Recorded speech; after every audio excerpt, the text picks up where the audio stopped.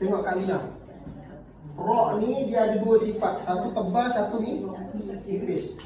Bila dia bagi atas dia tebal. Okey, dia tebal. Tapi huruf ha ni dia kategori huruf nipis, bukan huruf tebal. Ha, hi, hu. Ha, hi, hu ni nipis. Ni saya selalu juga tegur kelas.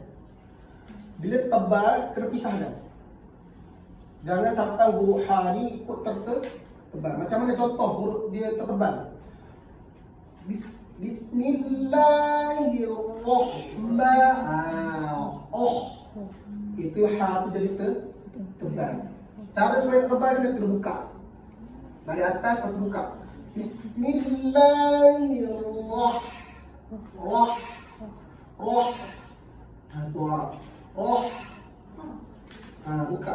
Dia roh. Tu Melayu. Bismillahirrahmanirrahim. Melayu. Kerja ke tu?